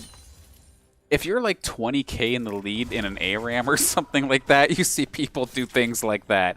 But I don't know what kind of mind, because I think that that kind of play would be okay and competitive. But, I mean, they made the attempt nonetheless. But throwing that one aside, I'll try and go back to being nice a little bit here towards the Saints squad. But, like what, 5k here in the lead for St. Clair. Still within a throwable range. They do have Dragon around the corner. They have Baron around the corner as well. They're probably going to try and focus down this Dragon to try and get the soul to start things off. And then, in regards to ultimates, you still are down on the side of Lassie and Frez. But we're going to have ourselves another engagement here as Nevra. He's actually doing a very good job tanking. He's even taking Kubra now. Lassie almost getting caught out right there. It's going to be Frez being pushed out there, but they're looking to keep going on Frez here, but this may be an overextension from Lunar. Shen ulti coming down on top of him. A great ulti from the Rumble. That's going to be Akforth in the back line. Frez doing some damage in the back. Lazi going in as well. The Seraphine barely getting away, but Cooper's going to finish him off. Longkai doing his damage, but he's just going to go down to Camille. Actually, he's going to take Camille down, and Shen's going to flash on top and finish off Lazi. This is looking like a winnable fight for the side of Conestoga, as Mianso is just the last one alive. Not only is it looking winnable, they dominate that fight. They get the ace, they'll get the Dragon, and they've delayed St. Clair's win condition with that Dragon. And to be honest, imagine if you had your stint hand over a couple extra 100 gold in regards to shutdowns. Like, that was absolutely brutal there. I love what Lunar Effect did, though. He waited for Lazi to pop his ultimate. As soon as he charged in, then Lunar Effect popped his ultimate as well. Because I'm thinking to myself, he's getting low. Everybody's in a group. Why aren't you ulting? But that's exactly why. He was waiting for Lazi so that he can make sure that he fears the Kaisa and so the rest of the squad could jump on it. And a scattered fight, but it started so congested right in that that top side of the jungle near the Dragon. And the Equalizer, again, coming out of Q-Pain. So much AoE damage across the St. Clair team. And now, I forced them to win, and now they're thinking about Baron. Yeah, St. Clair is just really, like, they know they can win fights if they play at Rain. They're just really forcing this Baron at this point. Luna around the corner does have that best stance now, but he's kind of just throwing away. They don't have vision at all, and he just throws away the Baron, basically. Cooper's gonna go in and catch Lunar here. Burns the ulti, which means Cooper can just go in on top of him. Great Equalizer coming out to keep them off. Send ulti coming on top to make sure they're okay, but it's gonna be a Baron that really shouldn't have happened coming through for St. Clair. Yeah, the lack of vision, like you were saying, just really bit Conestoga. Because in theory, like, they have Lunar's ultimate, of course, with the AoE Fear, you could have probably contested that. Ooh, and now this is going to be a really huge engage coming out here from St. Clair, and it's going to be the first casualty. No, never mind. Stand United going to keep him alive just a little bit more. Sacred is going to eventually go down. 1-for-1 fight here. Kaisa going to find himself a kill as well. And now it's Lazi who's going to be there ready to pop on off with nobody there to contest. LKD is going to drop. Lunar is probably going to drop in just a moment. Lazi's going to secure his 15th kill of this game. Get that mid inhibitor and get yourself into the game, and with the freeze of the client, because this patch is absolutely fantastic, you know what that means. It's game over. The series is done. St. Clair going to take this in 2-0 fashion. Yeah. You know, I want to say a clean game, but it really wasn't. It was very, very mismanaged on the side of St. Clair. You had almost a really throwable play there from Lazi, who in that top tower when they try and take it, just ulted straight through the Seraphine ulti into 5 members, and Prez just having the reactive ult on top of him. But luckily they were able to come back, get a pretty free Baron, if I do say so myself. But I mean, yeah, Conestoga was inches, like seconds away from actually being able to completely 180 that. The dragon fight where they got the ace, that was step 1. They got the dragon, step 2. Now, a lot of them were hurt, yes. So a lot of them had to run back and whatnot. But you have to know, like if you're keeping track of your objective timers, you have to know, okay, they lost the Baron. What is next? Or not the Baron. They lost the Dragon. Where's the next thing they're going to go? It's going to be the Baron. So you just beeline it there. And to be honest, Lunar was nearby. He was close to completing that job. But again, just a lack of vision. St. Clair must either cleared it out nice and quick, or there was just none to begin with.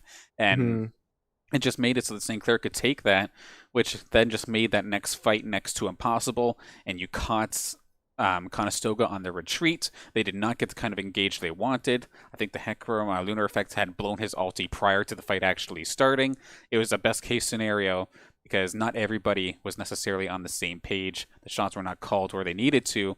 But still, that being said, Conestoga brought it much closer compared to any of the games we've seen either today or last Thursday. It was a much better showing from them. And it shows that even with these interesting team compositions, with the Rumble in the middle and like putting the Seraphine in the bot lane and whatnot, whatever they're trying to do, having never stick to that Shen, they do know what they're doing at least a little bit. I was kind of questioning it after the first 3 games we've seen from them, but no, they actually can get the job done. But just a few more tweaks necessary. And to be honest, with these playoffs being double elimination, I don't think they're going to go down 0-2. I think whoever they play next will be an interesting matchup as well. So I look forward to seeing what they do, and good luck to them. yeah, and definitely put on a better game this time, being able to turn around. If you look back, it's definitely something you can say Lunar. Well, he could have went in on that Baron. You know, he has a pink ward on him. He has vision, no one's stopping him, but just too much with him being alone there. So really, he put on a better performance on than game 1 today, keeping that game really close, with getting some shutdowns onto Cooper, onto Lazi and stuff. And finally, we did get the Senna. We didn't get Ezreal. Yes, so no Ezreal. Actually, again, big key point there. LKD. they do look better without it. Even if LKD wasn't necessarily the one getting the eliminations, this stat line is showing it. Like, he got 8 eliminations, which is still second on his team, so he's still doing fantastic there. But of course, being able to just rack up so many assists with your healing and the shielding, or the healing from being able to just pop that ulti from anywhere on the map, it made changes. If you were Ezreal, what would you do? Tickle the team with a true shot barrage, and that's it. Your team still dies and nothing gets affected. So solid pick there from Conestoga for LKD. Thank you for getting off the Ezreal. Yeah, and Ezreal, you know, he may come back in the meta, but there's so many better picks right now that just beat Ezreal, and then at least punished the Kaisa a bit. They were able to win 2-on-2 sometimes and survive through the onslaught that Miansvo and Laz are putting in, but way better showing. Absolutely. And speaking of the onslaught, actually, in regards to eliminations, of course, the killing spree mini game that was in effect during game number 2, of course, was who's going to get the most kills between Kubra and Lazi. It was really, really close that entire game up until the very end where Lazi just popped off. So to the 14% of you who thought Lazi was going to win, stonks, my friend. You just made a bunch of channel points in your favor because the odds are definitely not in your favor. So congratulations to all you in the chat. Thank you for playing. Game. What was that? I'm gonna have a little word with Kubra after this game. So threw away all my channel points. We got a little issue. It's all good. Just keep watching the stream and you'll end up getting some more, obviously, for free and whatnot. But thank you all for playing and enjoying this new feature that I've definitely been having a little bit of extra fun with going into these matches. But with that, is there any final thoughts for this Conestoga St. Clair match? I said matches. Like any of the matches here for us tonight. I am absolutely having a stroke. Matt, save me.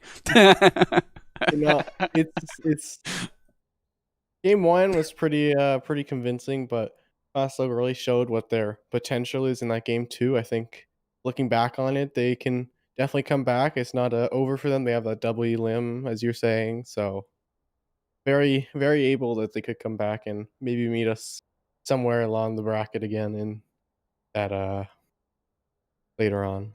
Yeah, absolutely possible. Moving on forward, and then just be fixing up a couple here. But of course, big thank you to a couple things here. First off, to the sponsors that make this all possible. That being St. Clair College, the Seckelman School of Business and Information Technology, EC Outlet, Tim Hortons, the St. Clair College Alumni Association, and St. Clair SRC. Thank you for supporting us here on the St. Clair Saints Varsity Esports team, allowing us to have these teams and these broadcasts thanks to your support. Big thank you to the support of everybody tuning in here in the Twitch chat, playing the mini games, having fun as the matches are taking place. Big thank you for supporting your classmates, your friends, family members, or if you're just here supporting your school's team. Big thank you for supporting their esports endeavors. And then, of course, big thank you to Matt Avery once again for joining me here for another League of Legends broadcast. Will I be seeing you tomorrow as well? I can't promise anything, but we'll see what we can do. All good, all good. You're with me constantly. I'll probably see you Saturday as well, considering the League of Legends grind that's going on here. So, of course, speaking of matches that are happening around the corner, let's quickly take a look on over to the schedule that we do have. Of course, tomorrow, 6 p.m. is going to be another best of 3 here in the OPSE playoffs. Not sure quite yet who our opponent's going to be. Depends on what the results of some other matches are. We're still just in the group phase, actually. We're not even in the bracket phase just yet. So still a couple matches left to play here in the playoffs. As soon as we know who our opponents are, be sure to make the check on our Twitter. We'll definitely post it there when we do know ourselves. Then on Friday, we do have the TESPA Collegiate Cold War Call of Duty qualifying tournament. Best of 5 with double elimination bracket going on for a while that night. Gonna be a fun action of Call of Duty, or fun night of Call of Duty action. Words. English is difficult. I am so sorry. Anyway, Saturday at 3 p.m. we're back with CLAW League of Legends. Then on Saturday, depending on what happens in regards to the TESPA Collegiate Cold War tournament, it's going to be either the Saints playing for some Call of Duty again at 7, or if the Saints unfortunately do bow out early, we'll have ourselves a match in the Face It R6 Collegiate Championships. Some more Rainbow Six action there. Then Sunday, closing off what I have here right now, but of course there's still many, many matches after this, will be the Face It CSGO Contenders League, Sunday at 5 p.m. So plenty of action around the corner. Make sure you follow us on the Saints Gaming CA Twitch channel so you don't miss a beat. But with that, I think that's just about it for today. Saints going to take this in a decisive 2-0 fashion, but that may not be the kind of case we see tomorrow. We'll have to see, and I look forward to seeing you then on 6 o'clock on Thursday. So tomorrow, I'll see you then.